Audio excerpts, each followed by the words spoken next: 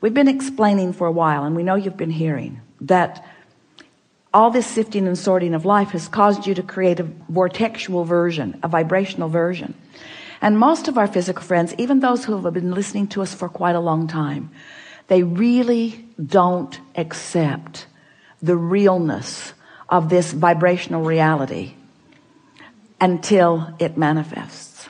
And so we talk to try to help you to sense the vibrational version, to feel the vibrational version.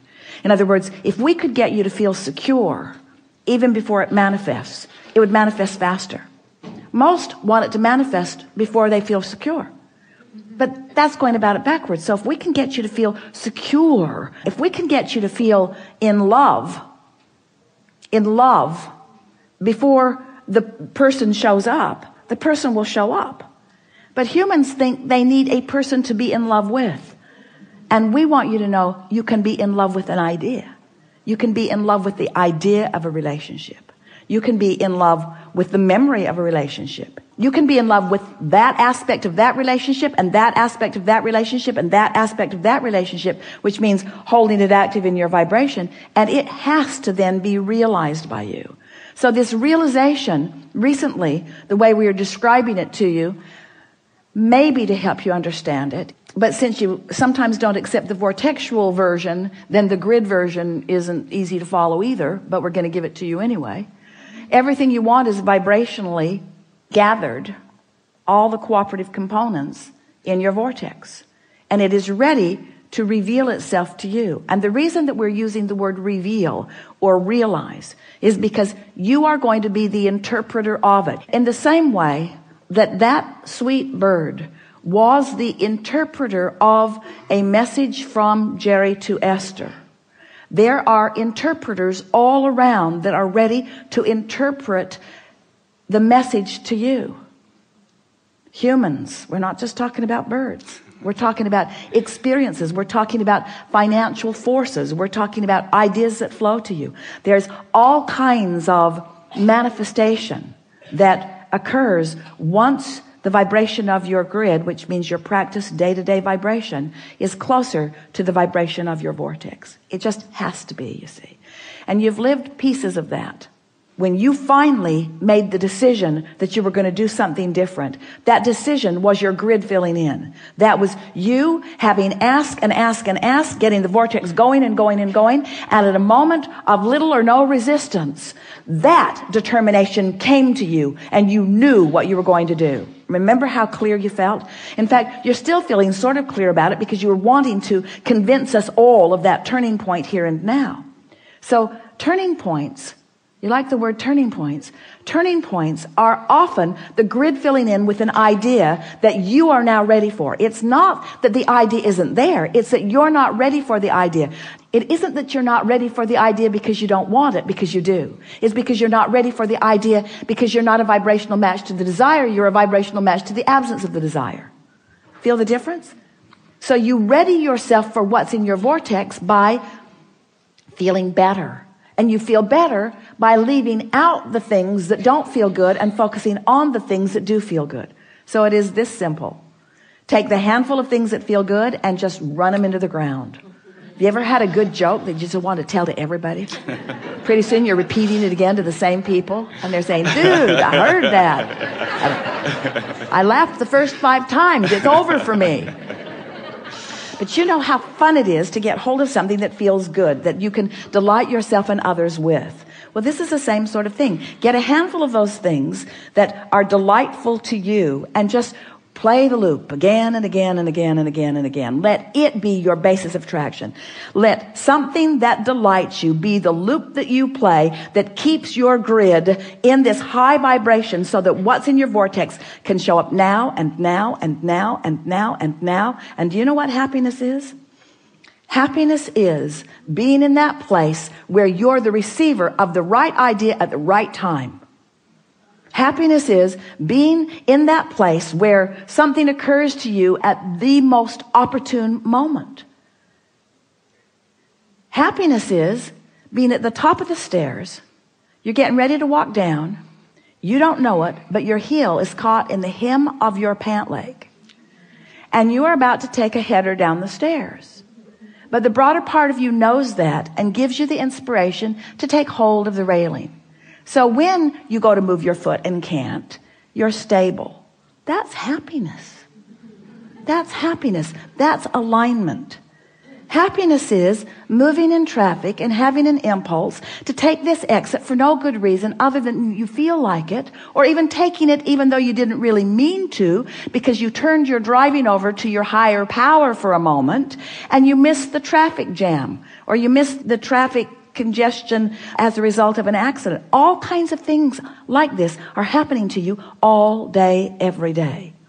But when you start deliberately being happy, deliberately beating the drum of things that feel good, deliberately discerning, deliberately molding yourself into better and better feeling places, when you do that deliberately and those things happen, now you have conscious awareness of it. If Esther had not had that conscious conversation with Jerry in the car right before she went to her room, the bird on the porch would have just been a bird on the porch. But it wasn't just a bird on the porch. She would have missed that if she had not been vibrationally up to speed. You see what we're getting at? So much of your world wants to chalk those kinds of rendezvous, coincidences, which is incidences that cooperatively combine. They want to call them coincidences in the attitude of luck or fate or chance. They don't understand that it's cooperative components coming together. In other words, people who are looking at things like that are wanting to call them happenstance, and we want to call them creation. And so when you get clear-minded like you are, and you understand how far you've come, and you have, and you realize how powerful your desire is, and it is, and then you deliberately focus upon the strongest desire that you have, which you spoke when you first sat down here, to be happy, to be happy, to be happy, to be happy. To be happy, meaning to be in alignment, meaning to be in control of my own thoughts, meaning to be in control of my own vibration, meaning to be in vibrational concert with the source within me, meaning to be in vibrational concert with everything that I put into my vortex, meaning right here, right now, being in alignment so that I will be the interpreter, the manifester, the realizer of the best that could happen in this moment. That's happiness. This moment, and this moment, and this moment, and this moment. It's not saving up for a vacation. It's not putting up with all this stuff. It's not going to work all week long doing stuff I don't want to do so that I can get some money so that I can finally go do something that I do want to do. Because when you get there to do what you do want to do, you're not happy because you haven't been practicing happy at work.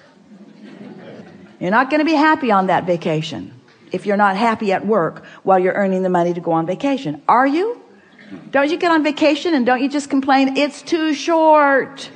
It's too short. I don't get to do this often enough. My flight was delayed. The weather wasn't good. In other words, you can't get there from there. You get to happy from happy. Well, Abraham, that helps a lot. So you're telling me that if I get happy, I'll be happy. Let me write that down. And if I get rich, then I'll be rich. I'll write that down too. We're saying you got to find a little piece of it. You got to fan the flame of it. And you got to not keep spitting the fire out with things that don't matter. And after a while, you'll get that momentum going. And you'll feel happiness, not just sometime, but you'll be radiating it. And then when someone says to you, what are you doing? The reason that they're asking is because you've got what they want. Every single person that wants every single thing that they want, whether it's a material object or a pile of money or a circumstance, an event, a relationship, everything that everyone wants is because they believe that there is happiness in there. There's happiness right here, right now, if you're in the right vibration. You know it. Haven't you ever gotten into that zone, that frequency, where everywhere you turned, something good happened? Esther says that's what it's like hanging around with Barbara. She loves traveling with Barbara because it's happy everywhere. They walk up to a very controlling, very official at the airport. And she's barking at everyone. A man made the horrific mistake of letting his toe step over the line by an inch. And she put him in his place. sir, step back. He did. And he didn't like it.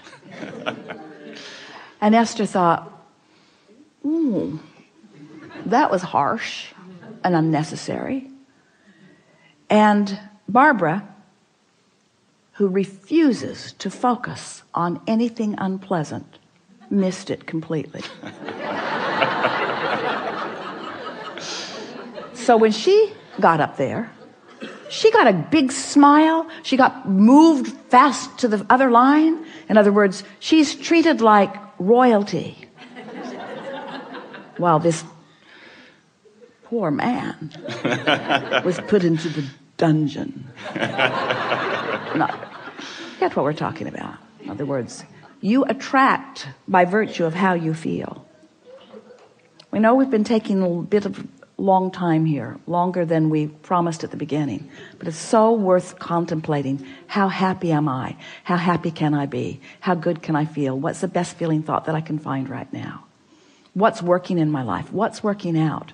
What do I remember that felt good? What's happening right now that feels good? How general do I need to be? You can always find something to feel good about. And when you do, and when you make that your habit, then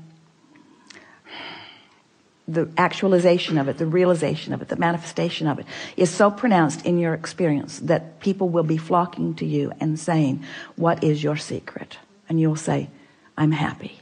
And they'll say, I know that, I can see that. That's why I'm asking you what your secret is. And you say, no, I was happy before I was happy. And they'll say, well, that doesn't make any sense at all. And you'll say, well, I purged unhappy thoughts from my experience by focusing on happy thoughts. Well, what do you mean? Well, I didn't actually purge them. I just started emphasizing the happy thoughts. I started making lists of positive aspects. I counted my blessings. I learned that in church. I counted my blessings one by one. And the more I focused upon them, the more that vibration was mine. And the more that vibration was mine, the more law of attraction put me in the vicinity where I could realize it. So life isn't happening to me. Life is happening from me. I'm emanating the signal to which all life is responding. So when I get up in the morning, I decide, how's this day going to feel? I'm going to feel intuitive. I'm going to feel inspired. And I'm going to feel connected. And I'm going to feel vital and alive. And I'm going to feel happy. And I'm going to feel confident. And I'm going to feel kind. I'm going to feel loving. And I'm going to be at the top of my game. I'm going to feel innovative. I'm going to feel energized. I'm going to feel invigorated. I'm going to feel inspired, but I'm going to feel inspired moment by moment. I'm going to feel guided. I'm going to feel worthy. I'm going to feel deserving. I'm going to feel deserving of all of the goodness that has been taught to me all of my life. I'm going to feel deserving of that. And I'm going to demonstrate my deservedness through my happiness.